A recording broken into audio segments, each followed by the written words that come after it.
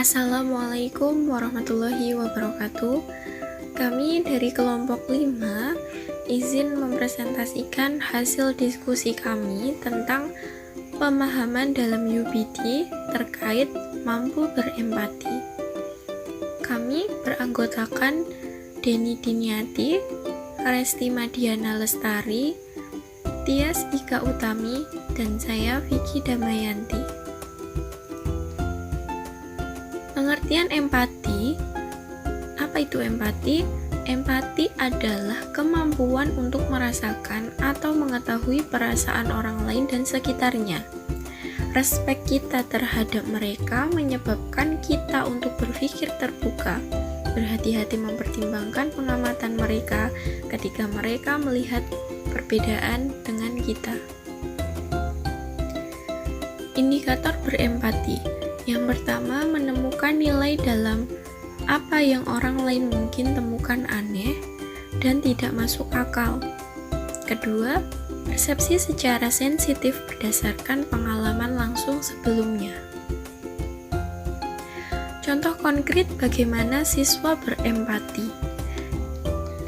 Contoh yang pertama, ketika seorang peserta didik melihat ada temannya yang mendapatkan nilai di bawah kriteria ketercapaian tujuan pembelajaran atau KKTP pada penilaian harian materi statistika, kemudian ia memberikan motivasi agar tetap semangat, meminjamkan buku catatannya dan menawarkan diri untuk belajar bersama sebagai persiapan remedial penilaian harian tersebut.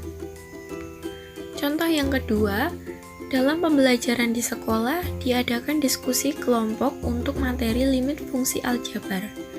Salah satu kelompok menjawab pertanyaan dengan benar. Peserta didik yang lain ikut merasa senang.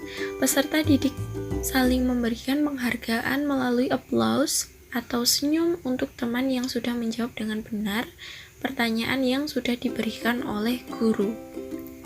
Contoh yang ketiga, empati bekerja sama dalam kelompok saat presentasi materi persamaan linier, berinteraksi berupa tanya jawab. Kelompok lain berpartisipasi aktif untuk menanyakan materi atau hal-hal yang masih dirasa kurang jelas atau belum dapat dipahami. Apabila anggota kelompok lain kesulitan menjawab pertanyaan, anggota lain membantu berusaha menjawab. Adanya interaksi empati tersebut bertujuan untuk bersama-sama memahami konsep materi pembelajaran antar kelompok dan saling menguatkan respek terhadap orang lain. Kemudian contoh yang keempat, saat pelajaran matematika di kelas, ada temanmu yang tertinggal dalam pelajaran. Dia kebingungan dan tidak bisa mengerjakan contoh soal yang diberikan guru. Dia tidak tahu harus mengerjakan dari mana terlebih dahulu. Hal itu terlihat dari raut muka yang terlihat bingung dan kemudian belum menuliskan apapun dalam bukunya. Kamu yang duduk di sampingnya merasa kasihan dan tergerak untuk membantu temanmu dengan memberitahu langkah-langkahnya hingga temanmu paham. Sekian presentasi hasil diskusi kami. Apabila masih banyak kekurangan, kami mohon maaf. Terima kasih. Wassalamualaikum warahmatullahi wabarakatuh.